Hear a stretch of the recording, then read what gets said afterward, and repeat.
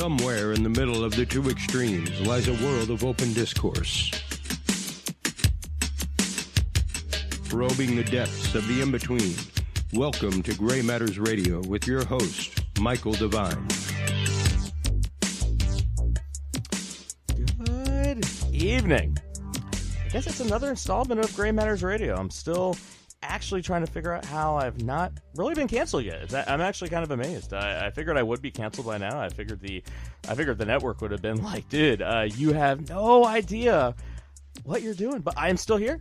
I'm in the gray. And apparently I get more guests to come on. So I think that I have that going for me, which is pretty nice. So welcome to the gray. Welcome to Gray Matters Radio. I am your host, Michael Devine.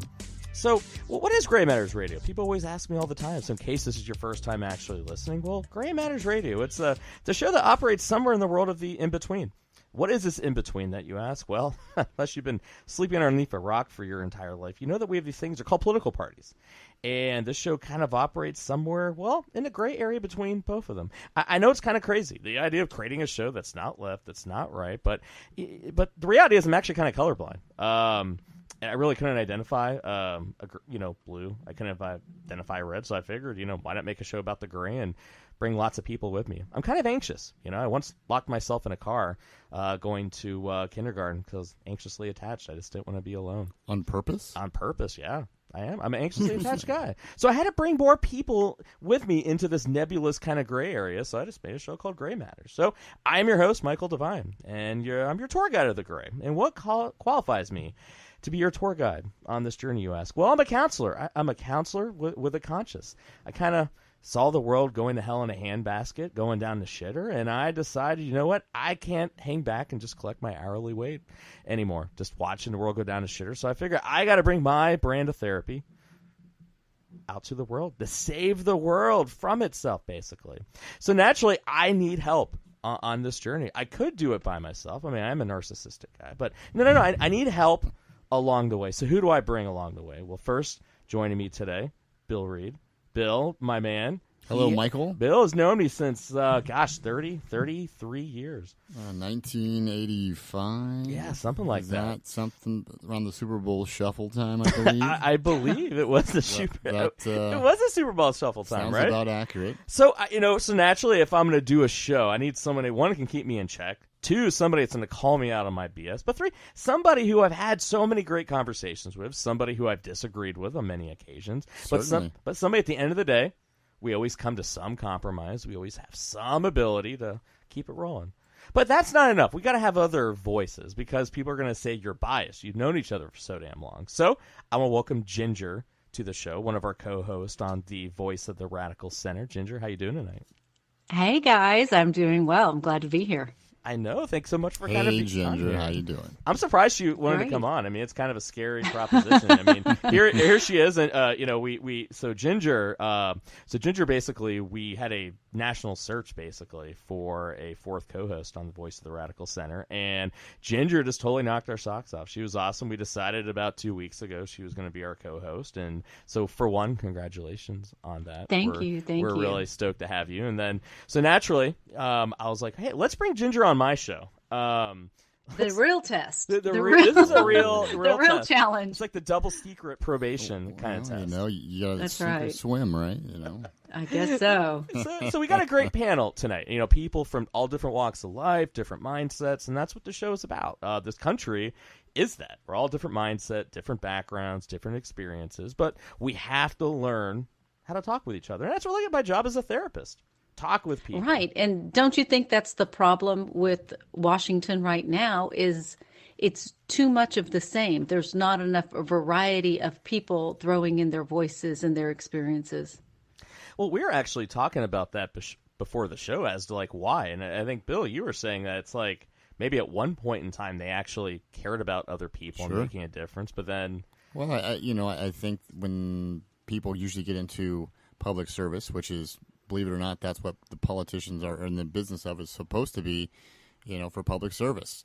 But somewhere along the way, I think they get sidetracked and, a lot of money gets involved and, you have things like that and sponsors and I think you get caught up in They go from trying to change the world, which is what they all set out to do in the beginning, I think, to the majority of them now just clinging and clutching to power and how do I get reelected? And you go along party lines a lot of the time, and you don't speak out, keep your head. You know what I mean? And I think they're more. Yeah, I hate to be job. so cynical, but Right. you may have it. I think they spend so much time fundraising because they have to in order to get elected again, in order to do what they're supposed to do. But it's a vicious cycle, and that's another podcast. Yeah. Oh God. That's the whole thing. That's a beautiful thing about podcasts is that you'll like have you have an idea for your show, and then you start talking about something. It's like, well, all right, this is about 40, 50 minutes. Like, oh, that's next week or that's 2 weeks from now. But you're right, though. I mean, and that's the thing. I mean, and we, people have always asked me, like, well, Mike, why are you doing radio? And we've talked about this even on our show, and even Bill. It's like we are all people that we're making livings, we're doing our thing, but then life would be easier. It would be so much easier for me just to sit back and see clients and work with people and not do anything extra. It'd be easier for Bill to do his job. It'd be easier for you to do your job. But the reality is that I think we really care a lot. We have a perspective. We actually care about things, and we're actually going way out of our way. I mean, this is so much more difficult, so much more time consuming to do radio, to do podcasting, to try to make a difference. And I think, to me, that makes the biggest difference in the world. We're not here to gain power. I mean, some extra money would be nice, not going to lie. But I mean, I think we're all here for the right reasons, which is why I think we're gravitating to the types of shows that we want to do. Let's have discussions again. Right. This is our way of doing public service, perhaps. I could not agree anymore. And to me, that's the ultimate, I think, public service too. Can we start different dialogues? And I know on our show earlier today, we're like, well, we're screwed if it's up to us to change people's minds. But I would almost argue that I think it is up to us because our politicians aren't doing it. So, and well, Bill, the truth is how can we sit back and complain if we're not willing to, be part of the solution? Well, yeah, and I totally agree. We have to be part of the solution. And Bill, you were saying before the show, it's a symbiotic cycle of, well, they see what they see what works, and they just keep doubling down on it. Oh, absolutely, they do. I mean, they're as much grief as you have heard me and will hear me give politicians. I mean, they are at the end of the day usually pretty smart people. They know where their bread is buttered, so to speak. They know what reaches their people, and by their people, I mean their constituents, the ones that are going to come out in the election year and vote for them or vote for their party. I mean, it's to the point now where you don't even need to necessarily, run on your politics in and of itself. They hand out flyers saying, here's all the Democratic people you should be voting for. Here's all the I mean, I saw this, just the other day. Someone had posted on Facebook. It was one of those old pop-ups. Here's who you need to vote for on the first Tuesday in November. And you're wow. like, you don't even think about it. It's all Democrat. And I know why they do that, but I just think it's to the point now where there's almost robotic, where it's, what do I do? Okay, this is the hot button issue of the day or the month or the year. You were talking about the border wall, A year from now, will that still be an issue? I don't know. It might be. It might not be. It might be on to something else. I think it's just they kind of tap into, and their argument would be, well, we give the people what they want. This is what the constituents are talking about. I think that it's a part of that, but I also think they know what gets a reaction. I mean, look at Trump. Whether you love him, whether you hate him, he knows what gets reactions. He knows what fires up his base, and he knows what pisses off those that are not. Well, the guy came from media, where everything is about how can I read what my demographics are telling me, and then how do I get better ratings? Sure. It does seem to be about ratings, and he's rating himself well. Well, he even said this is during the campaign. So there are some times where he dialed it back a little bit because people are telling him like, hey, listen, like you maybe you need to like kind of not do that.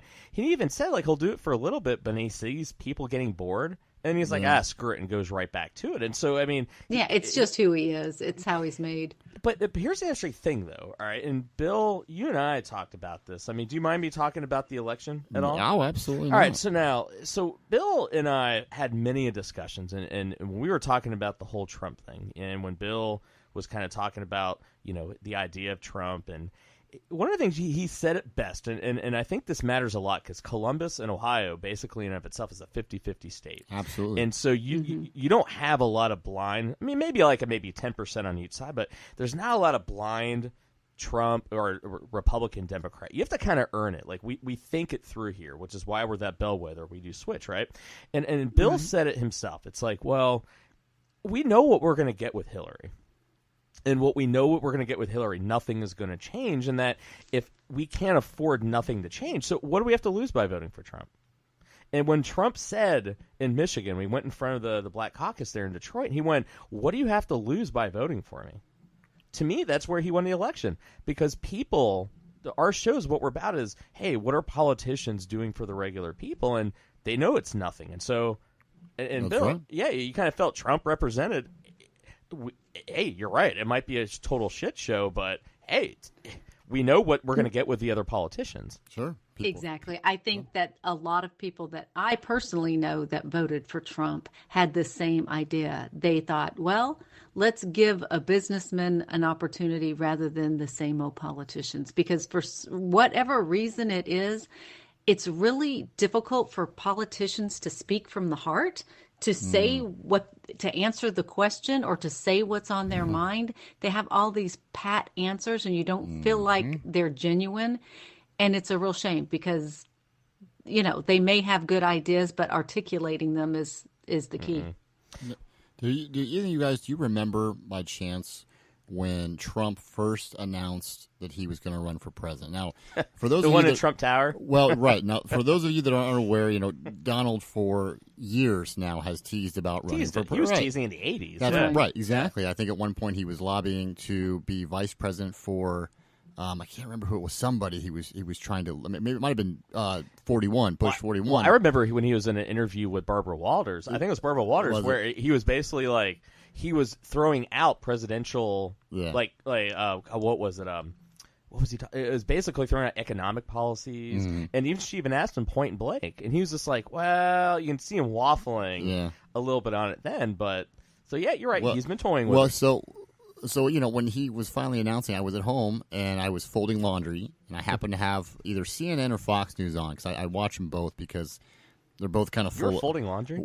Yeah. I've never seen you fold laundry. That was the bigger surprise. I'm more surprised by that than Don't the tell fact my that you're wife watching that. the news. Right, sure, good ideas. I have to do that more often. Sorry, we digress. So it comes on like Trump's going to announce he's running for president, and I reacted like probably 99% of America. Exactly, I laughed. I said, "Oh, I got to see this." So I'm watching him, and he's announcing. And I can't remember if it was I think it was that one he gave a speech. And the first thing that intrigued me before him, and this is before he was branded as a racist or a homophobic or, all that stuff. Some of it may be true, some of it may not be true, but this is before all that. This is when it was just more just kind of a circus act.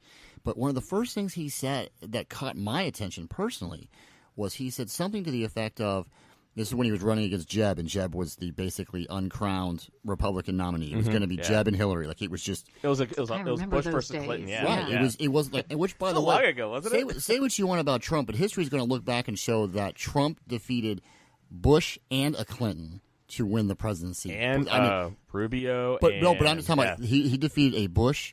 And he defeated Clinton. And that's insane when you think about it. But he did it.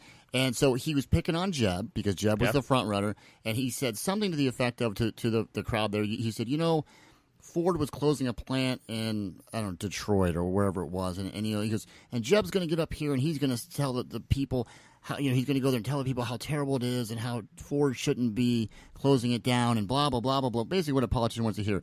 He goes, and then what's going to happen is Jeb's going to come off the stage, and then one of his campaign managers is going to pull him aside and said, yeah, well, you can't really say that because Ford gives us $1 million in campaign contributions. He goes, and you will never hear about it from Jeb again. And I went, wow, that's the first time I've ever heard a politician ever talk about special interest groups like that. We all knew that. It's one of those things, we all know that.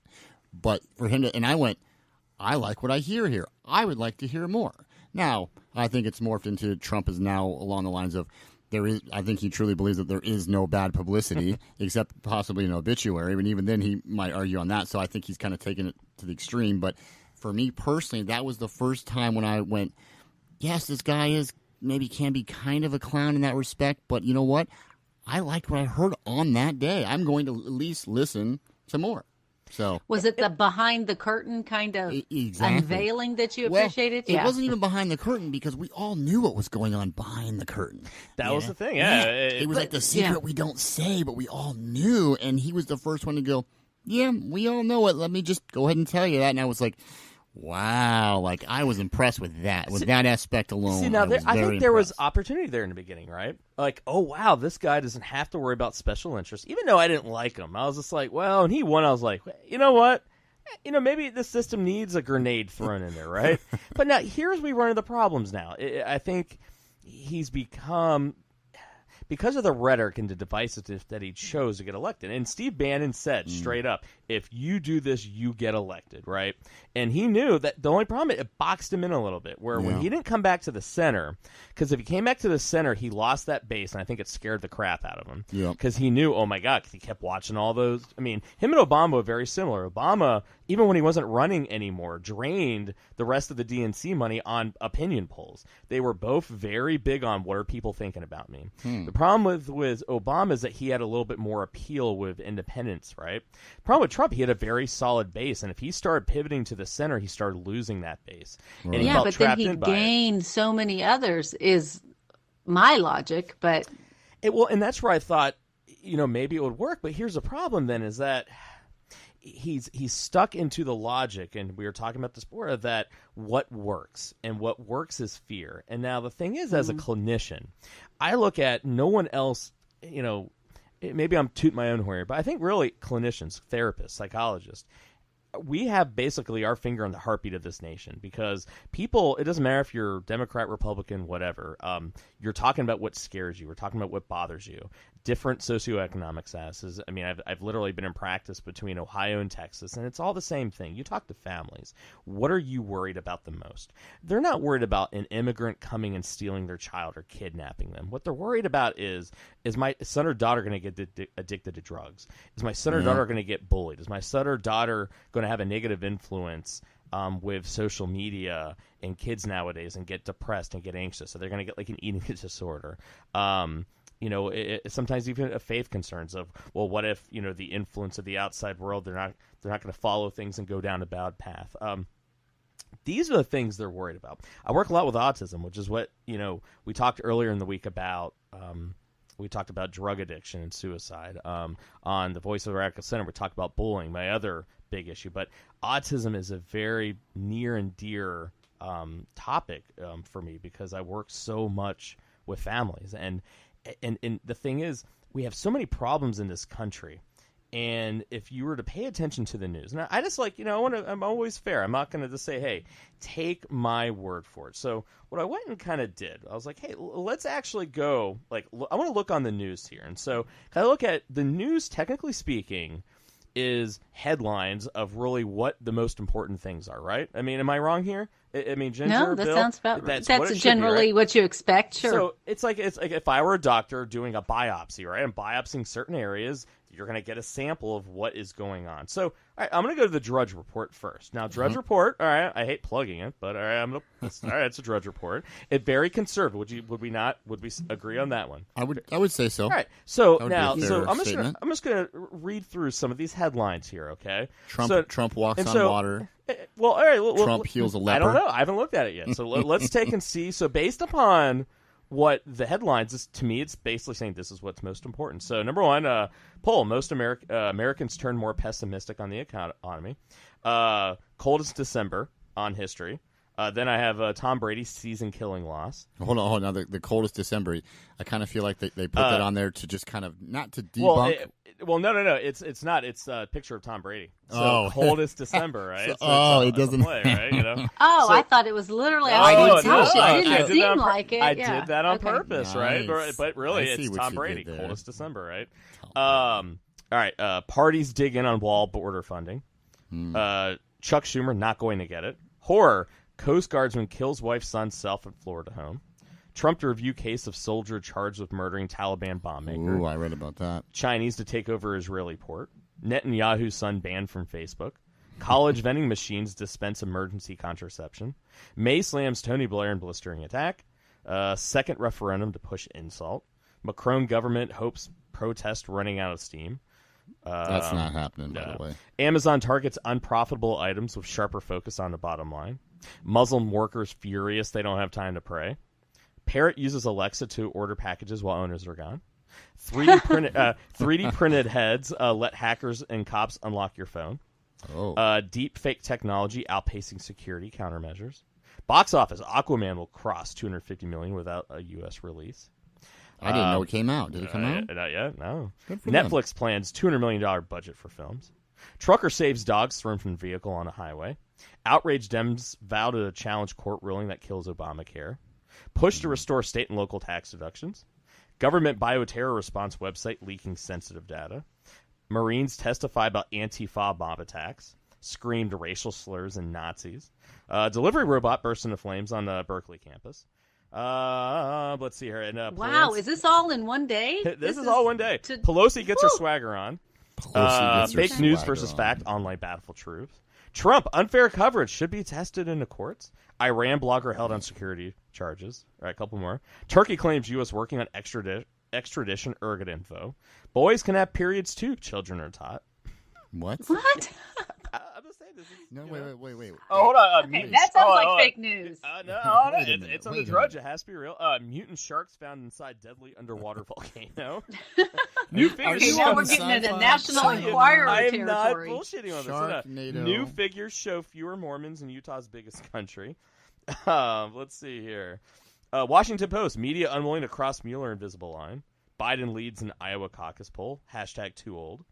Okay, so we start getting an idea. Nowhere in there are we seeing anything about, let's see here. Ooh, I don't know, drug addiction, suicide, autism. We're not seeing anything about that. But all right, that's cancer and AIDS. Yeah, so now I want to be fair here, right there, I'm not saying this is a conservative thing. So let's go over to our good friends at CNN and let's see what what CNN is saying is the most important. Now, I'm willing to bet, and I haven't looked at it. Yeah. I looked at CNN earlier today or like this morning. I'm willing to bet, you pull it up, it's got a picture of either Trump himself or Trump-related, you know what I mean, indictment, Mueller, take your pick. Okay. His that attorney. Wasn't mentioned on Drudge, was it? Yeah, but I'm just, no. What? Oh, was that going on? Right. But meanwhile, Trump or CNN, they can't, as much as they hate Trump, which is fine, they can't stop talking about it. I know. So let's put it to it. He makes good news. If it wasn't politics and it wasn't Trump, and it was just like back in the schoolyard when we're kids, and you kept going on and on about this girl that you hated, your friends would go, you know what? I think you love her. You know that is now talking about CNN. CNN has a crush. It's a secret crush. Maybe it is. You never know. Well, don't you guys feel Anderson like Cooper that likes the strong media coverage of Trump is what really helped him get that's the elected? best They were part. so fascinated. We're all fascinated play by into him. it. In Trump, we were going to talk about politics earlier. Politicians are smarter than we might think. I think Trump is a class A example of that. He knows what he's doing. He knows, like I said, even if they're talking about him so much, but guess what?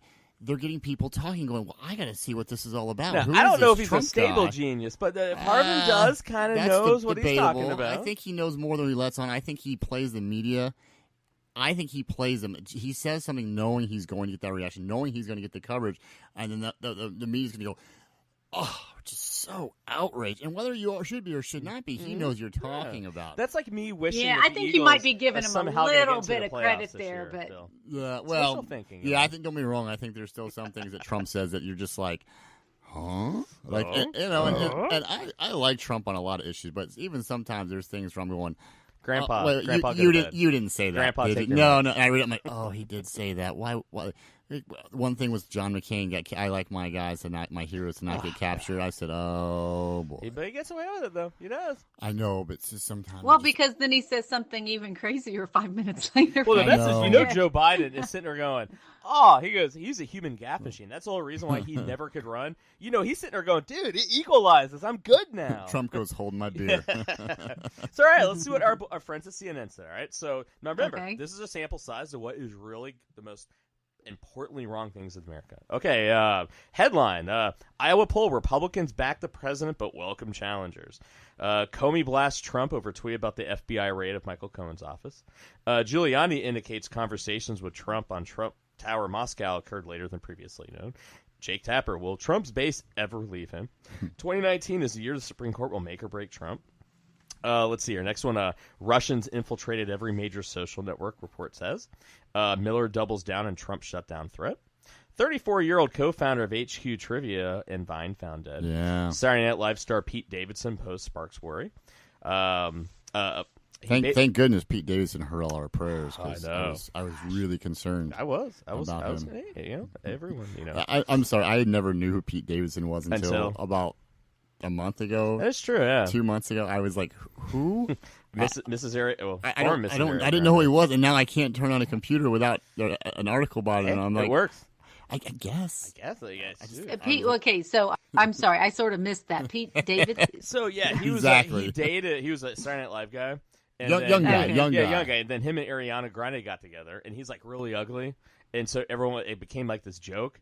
And then they got engaged like super quickly. I don't know if he's ugly. I don't know if he's ugly. He made fun of himself for being ugly. Well, I mean, I just think maybe he's not like, you see Ariana Grande, and he's the type of guy where you see him dating a girl going, wow, he's way out kicking his cover. She's like attractive, but like to me, when I see her, she looks like really young. Yeah, I don't think she's like attractive. she's like. Yeah. Well, I'm not saying she's ugly. Yeah. I'm just saying she's looks pretty. like she's 12. She's pretty. Exactly. Yeah, like it's not my. She's pretty, but she looks like she's a teenager. Yeah, exactly. And I'm like, I don't. I'm not saying she's ugly, but I don't see the appeal of everyone falling all over her. Like, I'm just like, can she buy beer? Because I don't think she can.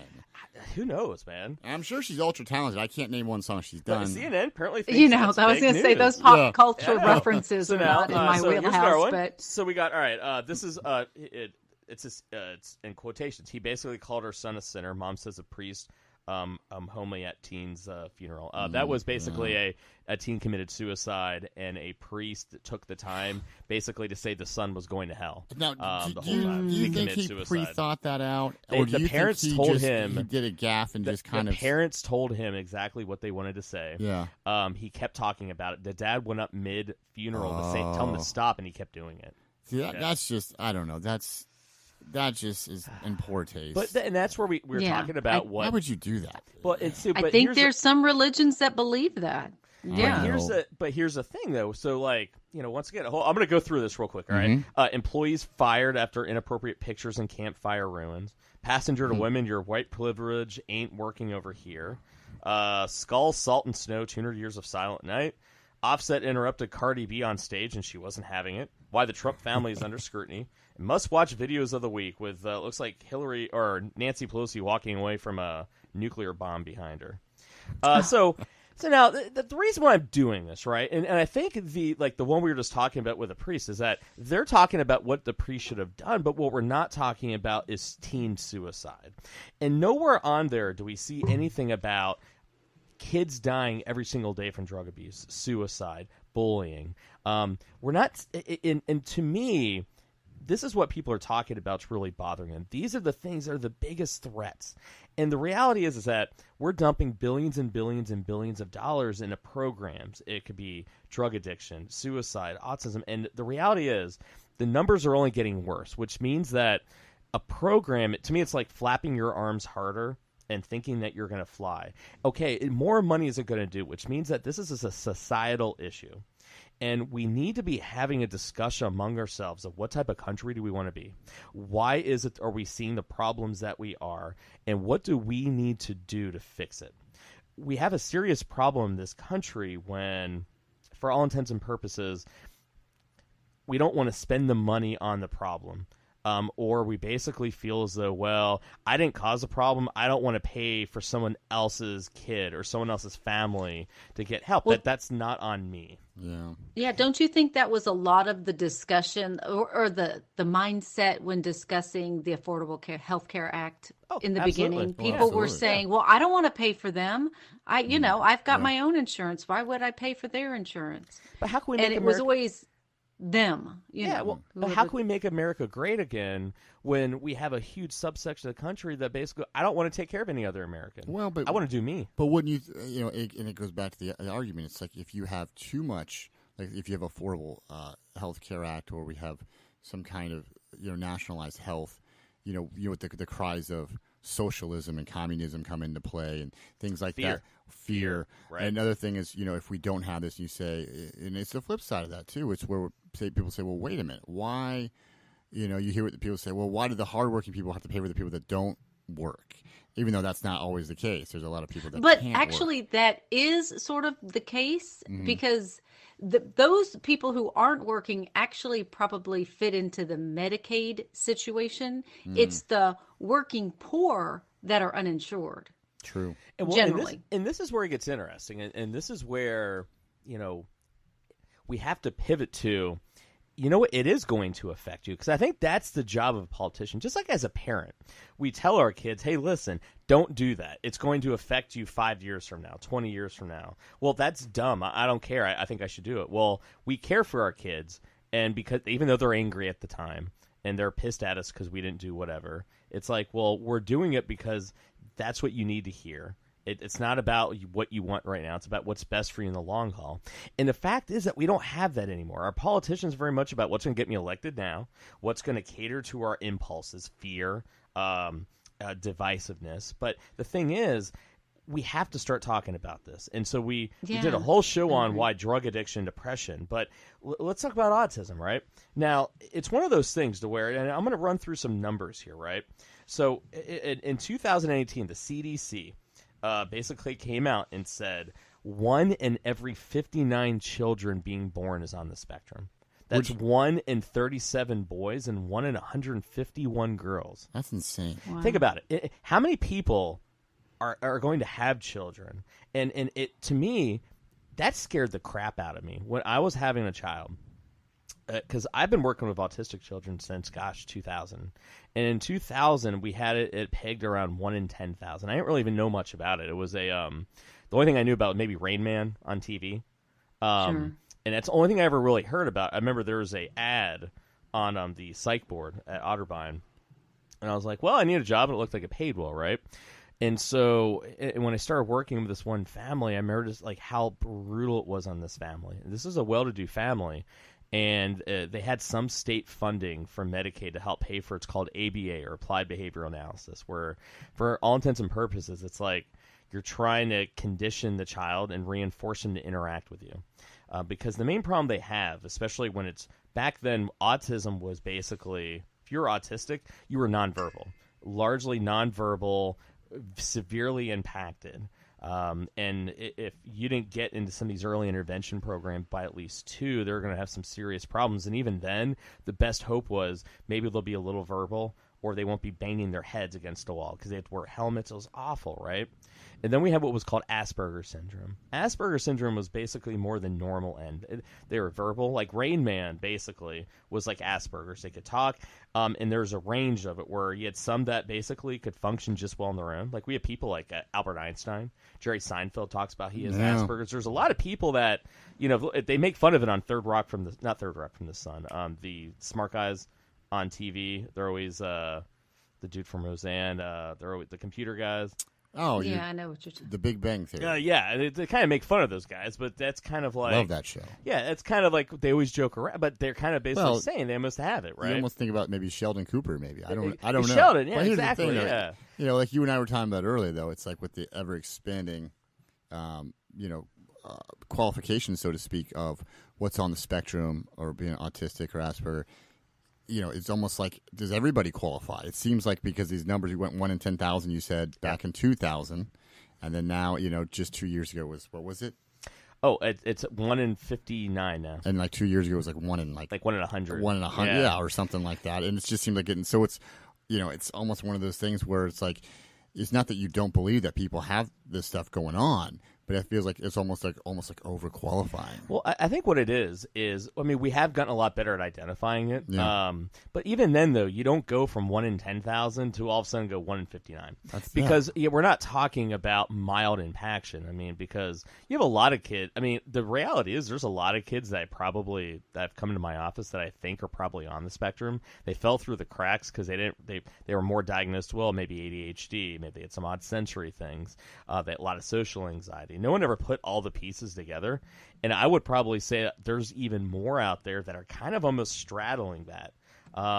They actually got rid of Asperger's, and now it's just all autism spectrum, and you fall somewhere on the spectrum. So I actually personally think that the numbers probably technically could be higher, but the numbers have gotten too 1 in high. 59, that affects, Yeah. if it doesn't affect you, you know somebody that it affects. And that's the thing. And now people are going to be like, well, I mean, that's scary as shit. Anyone who's going to be having children, right? Because we keep talking about, we need to cure autism now. But the thing is, though, we don't really understand what's causing it. And we're just now getting a lot of awareness about it. But this is why, if it doesn't scare you enough maybe if you're having children that you're thinking about this, start getting into the cost of it. And this is where it starts going, okay, maybe this does affect me.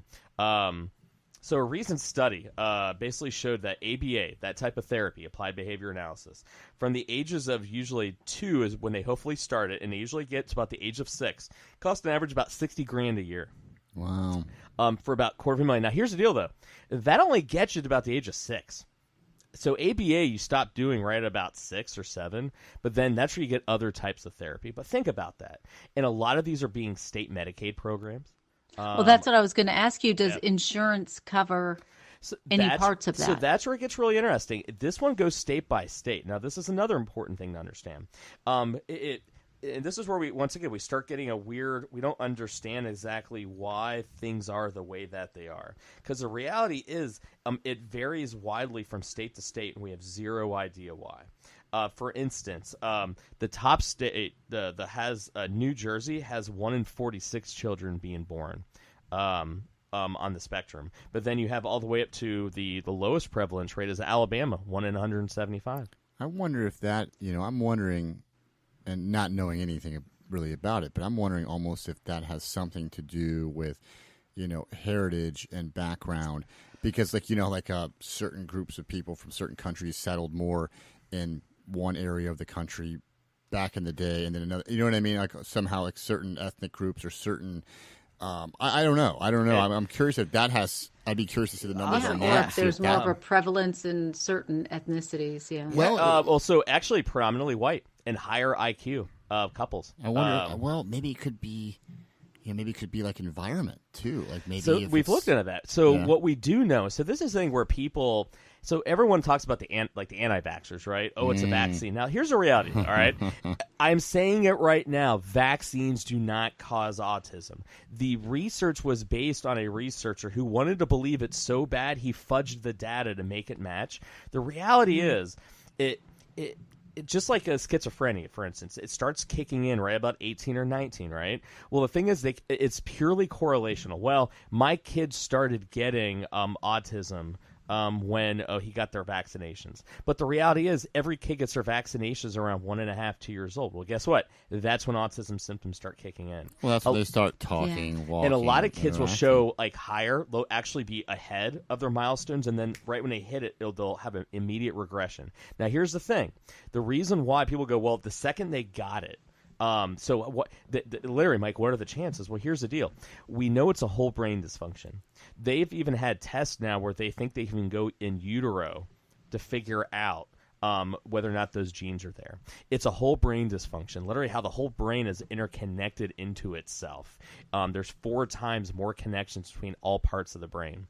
They have these things called mirror neurons. Mirror neurons actually, not when you yawn and then someone else yawns. Those are mirror neurons. When you hear someone's laugh and you laugh, those are mirror neurons. There's a part of our brain that mirrors and mimics and flickers when we see that in other people. They have far fewer ones. That's why they don't respond to their environment as much. That is genetic, right? And now the thing is, we know inflammation plays a role because there's these stories of kids that were nonverbal autistic, 6 years old, 7 years old. They get the flu. They get like 106-degree fever, and then literally a lot of these parents were saying, literally with 106-degree fever, the kids started talking. Wow. They start I literally hadn't heard that. totally verbal, totally, and then when the fever goes down, the symptoms totally return again. Really? Just like with kids. So that the fever gets rid of the inflammation? we think we mean- think the inflammation changes the way the brain's firing, and the thing is, you can't exactly do research and I was going give to a say, kid 106 degree fever. You kill him, right? Warm him up there. That's So you're we talking know Dr. Frankenstein. all we and stuff know there. is that inflammation plays a role. We know the brain is interconnected 4 times more. It's why they have these really odd sensory things, because the brain is all interconnected differently. They feel emotions almost like physical sensations. That's why everything is so radically different, and that is genetic. That is literally how the whole brain is done. And when we start looking at, you guys asked me before the show, Mike, why are the numbers going up? What's your theory? You know what my personal theory is?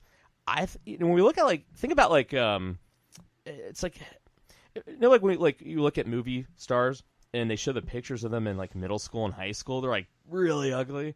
You're like, whoa, what happened? What Scarred happened? Joe, Typical what kids, happened, right? And well, the thing Scarred is, we tend to think human evolution is this thing that just happens very peacefully or very gracefully. The reality is that we don't know what it looks like. And me personally, I think it's a stage of human evolution. Do you think about what's the worst impulses of mankind? It's our selfishness, it's our anger, it's our irritability, it's our overt focus on other people and stupid things. And what are the autistic kids like? They don't give a shit about it. They just want to be on their computer. They just want to work. They don't really care about a lot of those things. And maybe are we going through a really odd phase of evolution? I don't know. That's an interesting theory. That's my own theory. Or it could be think about with pedigree animals, when the lineages get way too close, we start getting really odd things. Yeah. Because that's where you look at. There's a lot of these clusters of very highly educated white people, and it tends to be more on the male side.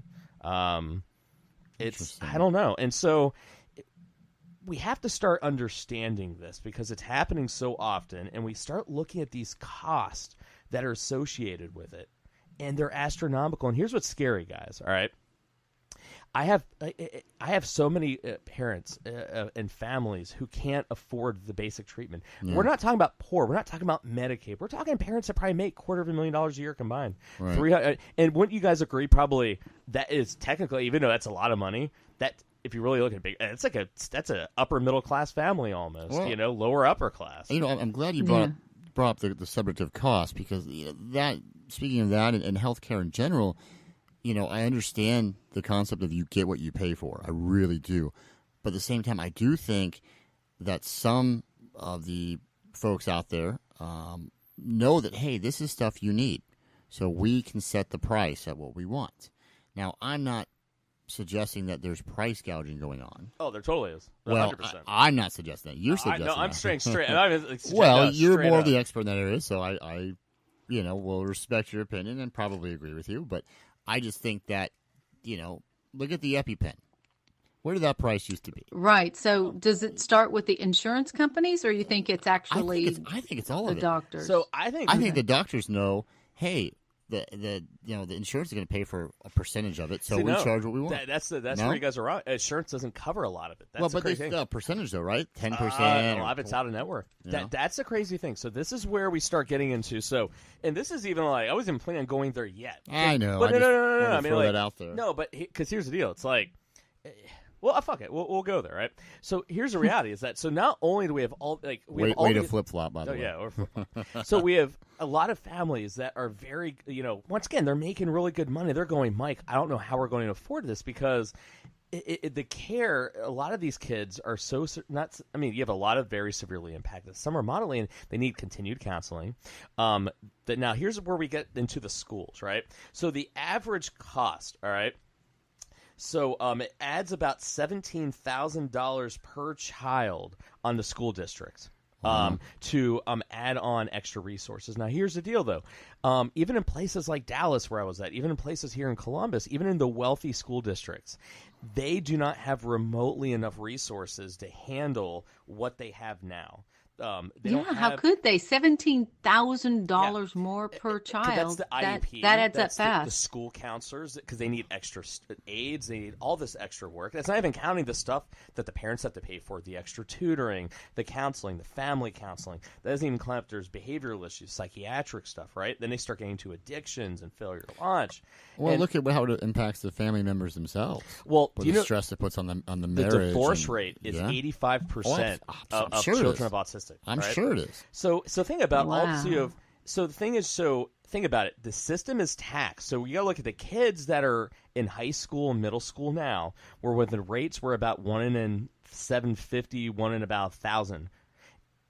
Imagine what it's going to look like 10 years from now when the rate of 1 in 59 starts hitting those systems. And so we keep cutting. I'm curious, how many kids are self-sufficient, like as adults, kids with autism growing up? Can they be often self-sufficient? So pretty put it good this amount? way, if we're going to go off, I still go off of the old clinical diagnosis because of autistic and Asperger's.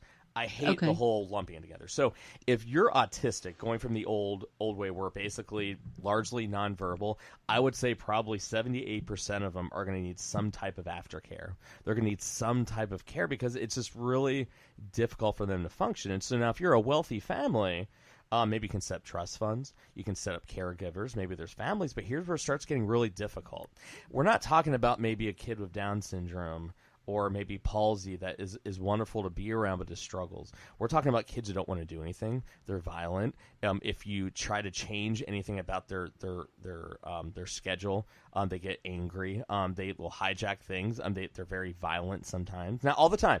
A lot of them are very pleasant, but there is a subset where a lot of the family members are just they're not very pleasant to be around. And I'm going to get a lot of flack for this, but it's just the truth because if we're trying to I was going to say something else, but maybe a little misogynistic. I'm going to say if we tiptoe around this, people aren't going to understand how tough it is because everyone's so scared of you're going to vilify kids on the spectrum. And it's like, right. whoa. But the truth is, it's a challenge for everyone, the family, the schools, the doctors. You got it. And so it's not even as simple as, hey, they'll stay in the basement. It's no, they need so much care. And so if let's say you don't even have a family member, who's going to do that? Right. And the parents won't be around forever. So then you have programs that are setting up, like there's this one in Dallas called 29 Acres, all right? A bunch of millionaires got together, with kids on the spectrum, go, hey, let's not get like a couple tutor-style houses together or get some, people together to help watch them. No. Let's build a whole fucking subdivision. Like a state-of-the-art subdivision. And then, we're going to charge $60,000 a year. Wow. For them, not long-term care. They're going to stay there the rest of their lives. So when I asked them about it, first they danced around how much it was going to cost, right? Oh. And then so when I finally got the price and I asked them about it, you know what they said? Our goal is to get it to where Texas State Medicaid will cover $40,000 a year for 40 years for everybody. I try not to laugh because... Because those numbers would add up so quickly. No, and Medicaid is cutting back on all their funding, right? So you have all these places that are opening up, they're gouging all these families. And really, it's tiered care. You have the best care. You have private schools, private high schools, private middle schools that are handling it. They're amazing and awesome. $50,000 a year. Right. A year. Imagine, that's even before college. And so the reality is, it's right now for autism, it's tiered care. If you're extremely wealthy in the top 5%, you have the best care for your children. Everybody else is on their own. It's the haves and the have-nots. Absolutely. And so and think about it. Now, people are going to be like, well, I don't care. But you should care is because now what's going to happen to our school districts? What's going to happen when we have 1 in 59 put into the system and we're constantly cutting back on our education dollars. We're constantly cutting back on our Medicaid. 1 in 59. I mean, at this rate, it's going to be 1 in 39 in exactly. 10 years, or something like that. Yeah. And it is a scary thing to think about. I have 2 young kids myself. Yeah. And every day, all you want is them to be healthy and happy and perfect and everything. And it's just. It's scary. It's scary to think about. Well, and I'm going to play the devil's advocate here for a second, Mike, because I'm going to say, so the $60,000 a year does that pay for housing? Does that pay for food? Yeah, so that does would that be pay that, for 24 hours a day it's care? 24-hour Because care, 60. Yeah, you know that breaks down. I mean, that's probably $5,000 a month. not even basically, $10 an hour, right? As far as like paying somebody to be with that person. It's basically $5,000 a month. Now, mind you, though. Now, remember, this is for the rest of their lives. So now, if you and I are working, that's fine. But imagine a lot of these families are going to be on fixed retirement incomes. Yeah. Oh, I get that the price is outrageous. Yeah. I'm trying to figure out, like, if these young people, as they age, require 24-hour care. Yeah. Or even finding the resources and the people to do that, plus housing and food and caring for them, I could see how it adds up to. Oh yeah. Close to $60,000 a year. And the thing is, so I actually, before I moved, I actually looked into it. I looked at what the cost of, and I looked up the cost of. So the thing is, a lot of these people are getting these beautiful communities, and like they're doing it everything ridiculous, amazing, right? But the thing is, so I looked up, going, hey, so what does it cost to get maybe like let's get 3 houses together, 4 like Tudor style houses together. You can do like 2 people per room. You can have you can have an office space in the center, stocked kitchen. You have some vans. I had it to where literally I could make a profit charging $2,000 a month. Wow, yeah, Really? And that was me difference. making a decent profit, but being fair. Right. And these weren't going to be like hoity whatever. It was going to be good places, and they were going to be taken care of. We could get coaching, tutoring. I was going to have interns coming in, $2,000 a month.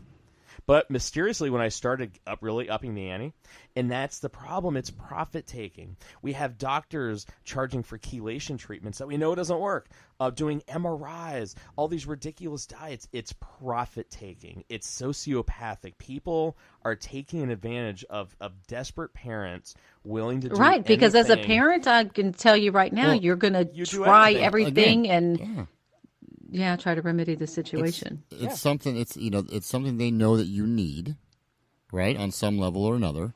So therefore, they can charge. And it's not just for autism and care with that, but it's look at what the costs are for a retirement community for an older level. I mean, anything. Yeah. And I understand that stuff costs money. I understand that. I get it. But I mean, look at the cost of anything that's almost required. The price can be set at whatever you want. Look at what was it? There was an HIV pill or something like that. Didn't that guy buy that a while back, and then he jacked up the price on it to something? Oh, that was Shkreli, Martin Shkreli. Yeah. And he he ended up getting in trouble, I think, or something. Went to jail, didn't he? Yeah, he was very unapologetic about it. By the way, and the thing is, he knows that people that have HIV are desperate, need that, yeah. and therefore it's and it's not just. I think it's just the healthcare cost in general as a whole. Kind of broad stroke there. I think the cost of it is just so astronomical. It's just so out there. It's like trying to, let's say, and everybody needs it. You have to have it. You have to have it. Yeah. So it's kind of like saying, okay, you got to buy a car. This is how I get to it. So you have to buy a car. But your only choice is out there. Now, you can't go out and buy a Chevy Malibu. You can't go out and buy a Ford Escape. Or you can't go. Instead, the only choices you have to choose from are a Ferrari, a Lamborghini. Right. So you're like, well, son of a gun. Well, I'm just not going to buy a car because the only choices I have out there, I can't afford. Yep. Think about it. I mean, if you go into the hospital tomorrow and you have a major surgery or you have a major disease, I'm not sure what percentage does insurance cover that, And that's the thing, depending on that insurance. And it does a percentage, but the rest is out of pocket. And usually the out of pocket, obviously, depending on what you're having done, that's astronomical. It's unaffordable. Yeah, well, that's why there's so many medical bankruptcies in the United States. Oh, absolutely. I mean, when Obamacare was coming out, I was rooting for that so hard to work. But I knew it wouldn't.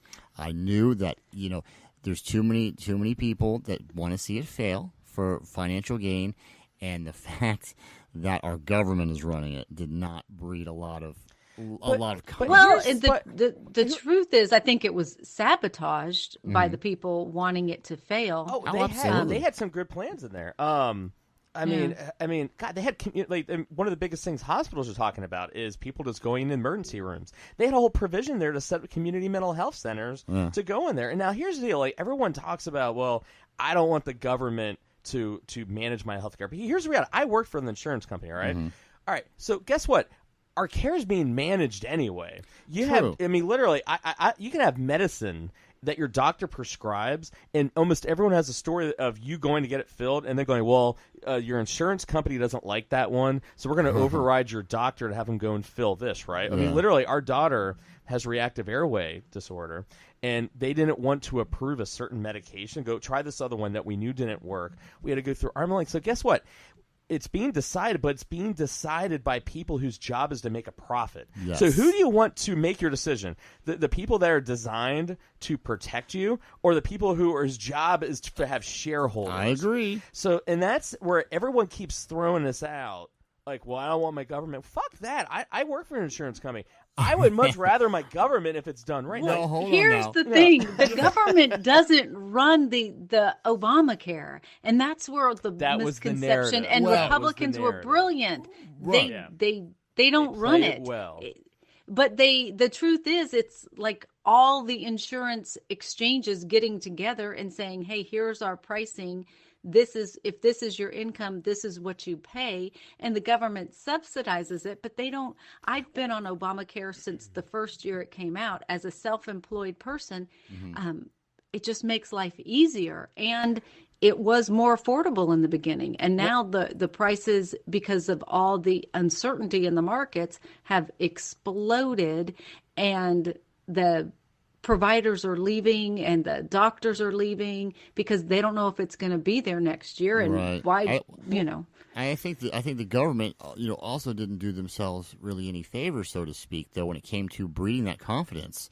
I remember, Obama famously said, "You can keep your doctor if you want to." Well, so here, the problem with what he said is if the doctor isn't on the exchange, you can't keep your doctor, right? Well, so it's up to the doctor to choose to be on there or not. I think the most egregious thing with Obamacare was that it didn't do anything to help regular people. The rich were fine because they get the Cadillac plans.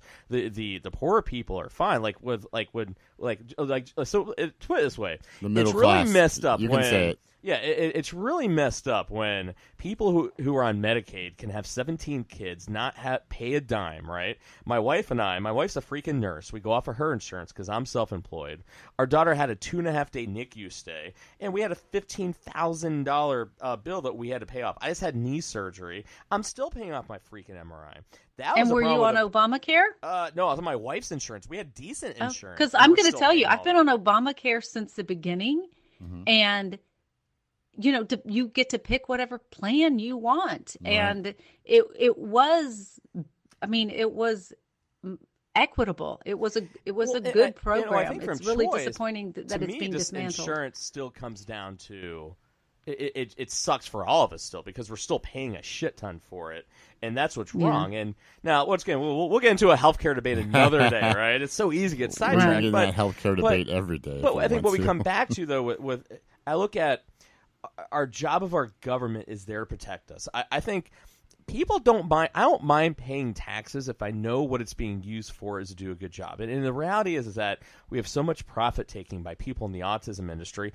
Our government needs to be stepping in there and going, dude, that is wrong. When we have that many people, I mean, if you want to have a Cadillac place, that's fine. But Jesus, there needs to be some options out there for people to get the care they need when it's such a huge problem. We need to make sure that insurance companies, because if you go state to state, like in Ohio, you get some Medicaid dollars, but if you make too much money, it's on your personal insurance. Well, guess what? Ohio is a state that doesn't have a mandate for it's mandated that you have to cover screening for autism. They don't have to cover the treatment, though. Right. They'll say, by the way, you have autism, but good luck with that. Exactly. And so it's like our government is asleep at the wheel. Our media is asleep at the wheel with identifying these huge issues that are affecting every American financially, emotionally. They're not doing a freaking thing about it. I don't think they're asleep at the wheel as much as they're literally bearing it. That's not what gets the it's this. You don't have hear this conversation happening right. It's not in the news. Yeah, and that's the thing. It's not in the news. They're not talking about it. But this is what kills me is that you can have people that could be, let's say hardcore Republican, and they're talking about this is what's bothering me. But then you get into a political discussion, it's almost like a freaking conditioned response. Oh, dude, that border wall, we got to do something about it. I go, wait a minute, you were just talking about you don't know how you're going to find dollars to help your son. But yet somehow this border wall and the immigrants now of somehow that is a bigger issue. We're all being duped. We're all having our emotions used against us. It's almost like it's like you're not looking at what's going on in your own house. Because if you were, you'd be looking at, well, that's fucked up. That's fucked up. Oh, what's wrong with that? But they're going, no, don't look over here. Look at across the street. No, not even across the street. Look five streets over. Look at the next. No, don't look at your house. And then they get you to go, what's over there is bigger than what's going on in my own backyard. And it's crazy that we get into that. And we have to do something about it because a bomb is about to go off from a budget perspective, an education perspective, a retiree perspective. I mean, what's going to happen when all these parents are retiring and then are they going to have to keep working? Because the kids aren't going to make enough money. Well, these kids are going to have to go on SSDI. So we're going to have let's say out of that 1 in 59, let's say half of them, even like a third of them have to go on SSDI to get money coming in to help offset that. Well, what did we figure out it was going to be? It's like 5.5 million. So let's say a million of them have to go on SSDI. Yeah, like 5.5 million have exactly. autism. So then all those parents are still going to have to help out. Mm-hmm. And then even ones who aren't that severely impacted, the parents are still going to have to help support them. Well, and you're assuming too that the parents will still be able to work. I mean, people get older. People get they're not going to. They have health problems themselves. That's the problem, sure. and I see that now, where then the stress of taking their child is causing them to have more health problems, sure. And then they don't know what to do about it. And this is where I'm watching this happen, and it's like a car crash. That is not only that it's going to go over the cliff, it's speeding up and it's about to hit a fucking flame of gasoline and then go through a flame of fire, and then go as a fireball over the cliff. Now, Michael, that's not what people are worried about. They are worried about Kim Kardashian's, outfit story that just broke the internet. Yeah, that's what people are worried about. So it's just crazy. So we can talk about this all day, but this is really the conversation the media and our politicians need to be having. So one of the big things, Ginger, on our show, we always close it up with, all right, I love complaining. Bill knows me very well. I love to complain. My wife says I get this high-pitched Jerry Seinfeld thing, and now, hey, I didn't do a show so I can just complain all day, right? So it's about going, all right, what did we learn? And then what is something What realistic? do we learn and what can we do? Exactly. Right? And something like realistic. I always hate when the news are going, well, we do this. And I always yell at the TV screen going, that ain't going to fucking work. Or like, and I'm like, all right. Like, no, I'm talking legitimate and action that we can do tomorrow. And action a listener can do that legitimately is going to maybe change the dynamics of what is going on that maybe gets people to talk about it. So, Ginger, since you're first time on the show, what is something that, if we're condensing all this, what is something that you think that we can all do? Something salient to change the discussion, change awareness, and ultimately what should we be doing differently? Okay, well, so you're sort of putting me on the spot here. I wasn't expecting this. You need to solve the problem right now. I'm going to fix the crisis that's happening before our eyes. Well, honestly, I go back to something as simple or as complicated as universal health care, where the parents don't have to wonder if my kid is diagnosed, will it be covered? Where things like autism are guaranteed covered. And I know we've got to figure it out in the budget of the United States, not just maybe it's raising what we put into the into the taxes, but by getting universal health care, parents could have peace of mind even after they're gone that their health problems such as autism, even it just runs across the gamut of every health concern that we have, or every concern as humans. My husband had heart surgery, my child has issues. So I think it's really embracing the universal healthcare program as a necessity rather than a luxury. Yeah. I agree. 100%. And I think like Britain has a really cool program, and I'm sure Max would love us, giving Britain some props. But Britain's program is really cool. Is that so that you have a basic program where it covers all the most important all the important basic kind of necessities. Now, if you want to get in quicker, you want to have different doctors that you go and see, maybe have some more different elective procedures, just like Medicare supplement. You can get a supplemental plan that allows you to have the Cadillac, but everyone has basic preventative, kind of care, right?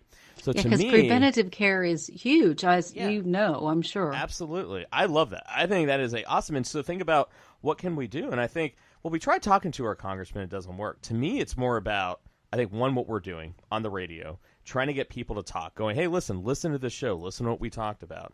But I think it's more in our conversations with each other. I'm a big fan of quantum mechanics, where it's like one atom begets two atoms, and those two atoms interact, and then those two become four. Those four then interact with four new ones. Those four change those other two. Now you got 8.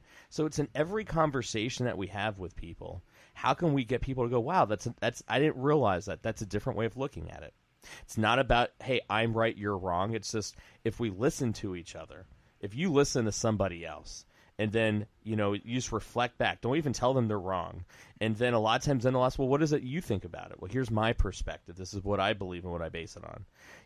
Hey, two people might walk away still disagreeing, but hey, you know what? They listen to each other. And then it's like a planting of a seed, and maybe they think a little differently. And so I think if we start talking to people about, don't let them use the logic of, well, F that, I don't want to pay for someone else's healthcare, but more about, look at this autism rate. Hey, look at the problem of substance abuse and depression, how hard it is to get treatment, how a lot of people can't afford it. Or would be like that was your family. Well, hey, I know someone has an autistic child. I know someone who has depression. I know someone that committed suicide. Hey, my aunt had this. Now all of a sudden, we get people that talk differently. And as Bill, you said in the beginning, if we talk differently and we demand something differently, the politicians will see that and then will switch their tactics. Much like in our grocery stores. 5 years ago, you went to the grocery store, you couldn't find organic much of anything. Now, because people demand it, you see all natural, hormone-free, antibiotic-free. It wasn't because they go, wow, we're going to make money off it. No, it was vegan. People demand it now, and they switch up. That's, to me, that's what it is. It's taking it down to a personal level. You got it. Whether it's healthcare or anything. It's families and people, shows like not just numbers and statistics. I look at a show like ours. Like, if you don't listen to somebody that's spouting something that's really fucked up, and then all of a sudden they're not going to be on the air. And then people that you do support and go, wow, I love this idea. You tell other people to listen to them.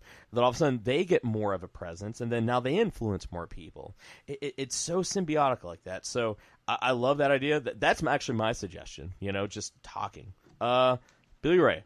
I'll let you have the final little piece here. What do you think? I think it's going to take us to have a politician, a congressperson, a senator, a president who is directly impacted with a loved one or someone they know with autism to really speak out, to kind of carry the torch, so to speak. Someone who is in that position of power, who can be the champion, who can be a voice for the voiceless, so to speak. And, we'll bring this more to the forefront. I'm very happy to see, this is something that I hear more and more about, which means, obviously the education is getting out there. I always encourage anybody. I mean, if you want to know more information, you can always check out, there's different autism organizations, places like Autism Speaks, the Autism Society of America, the National Autistic Society, among others. I mean, you always feel free to do some research, check it out. I love, if you know someone with autism, talk to them about it. What is it like for you? Absolutely. How hard is it for you? What is that like? What is treatment like? I mean, absolutely. I love that one. I think that it acknowledges basically everything, and I think if we can do that, that's a secret right there. But before we start wrapping things up here, now, Bill, you just recently started your own blog. I want to give you an opportunity. Plug your blog, man. Where can people find you? People can find me on armchairqb.org. It's just a blog of my random musings by your average white male slob. No, no, it's just something, I wanted to do. And again, it's just kind of my thoughts, along with being on your awesome podcast here. I just, something I want to do. Go check it out. See if you like it. See if you hate it. Tell me what you think about it. Yeah. And we talk about everything from, sports, politics, beer, women. What do you want to know? Pretty all the much essentials anything. of life. Love it. Yeah. I Like know. I said, I'm your average male, ages 18 to 49. Take your pick. Some of the stuff's pretty good. Big range there. Some of the stuff's pretty good. Some of the stuff is questionable at best. So, Right on, man. Ginger, anything you would like to plug? Well, I'm working on my website over the holidays here, but I will be blogging myself at behindthepoliticalcurtain.com, coming soon to the internet near you. All right, love it. And of course, as one of the awesome co-hosts of the voice of the Radical Center on Talk 1370. So we have that as well. And hopefully regular occurring guest on my podcast, the Gray Matters Radio. Well, thanks for having me. I enjoyed it. No, thank you so much for coming on. I know it's been a long day for all of us, but I appreciate everyone for coming on. And, it's just cool. I always love surrounding myself with people, even if we're not like-minded with our ideas. We're like-minded with wanting to change the world, which I totally dig. So once again, I want to thank all my guests. And once again, my name is Michael Devine, and apparently you have been listening to Gray Matters Radio. And so I always leave everybody on. Just remember, next time someone asks you, hey, man, are you Democrat? You Republican? Nah, you go, fuck that noise. My ass is gray. Good night, everybody. Peace!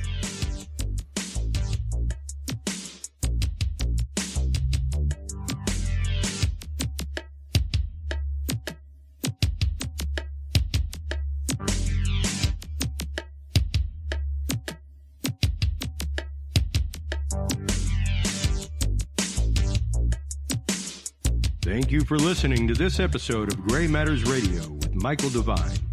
For more episodes and information, visit us online at graymattersradio.com. Join the conversation by following Gray Matters Radio on Facebook and Twitter. Gray Matters Radio is a proud member of the HC Universal Network family of podcasts. For more live episodes of this and other great shows, download the free HC Universal Network app at hcuniversalnetwork.com. Thanks for tuning in, and until next time, remember, think about the gray.